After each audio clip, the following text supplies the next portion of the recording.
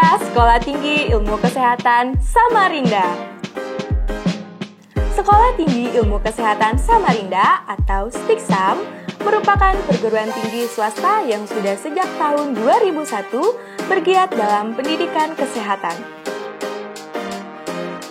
Sekolah Tinggi Kesehatan ini dulunya didirikan langsung oleh Yayasan Keluarga Alumni Gajah Mada, Kalimantan Timur, yang dibina langsung oleh binaan Lembaga Layanan Dikti Wilayah 11 Kalimantan Timur. Kita menyebut, namanya adalah Akademi Farmasi Samarinda.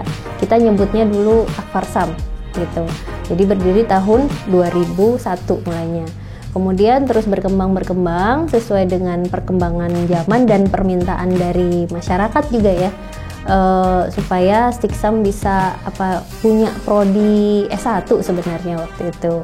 Jadi akhirnya pada tahun 2018 kita mulai berproses dan akhir 2018 itu mengalami perubahan bentuk dari Akademi Farmasi Samarinda menjadi Sekolah Tinggi Ilmu Kesehatan Samarinda. Saat ini, Sekolah Tinggi Ilmu Kesehatan Samarinda memiliki 3 program studi unggulan, yaitu Diploma 3 Farmasi, Sarjana Farmasi, dan yang terbaru nih, ada program studi Sarjana Gizi.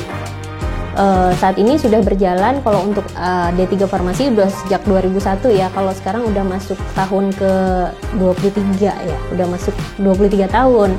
Tapi untuk S1 Farmasi ini kita baru jalan itu dari tahun 2019.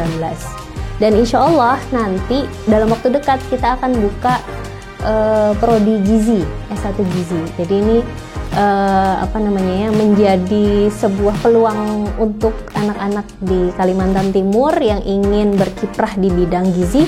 Ini juga bisa kita nanti bergabung di STIKSAM gitu.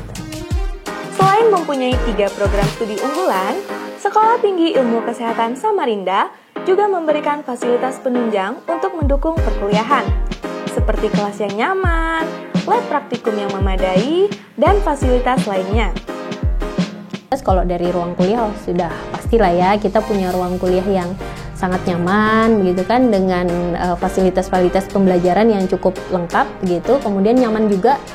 Kemudian kalau dari segi fasilitas penunjangnya tentu saja laboratorium ya.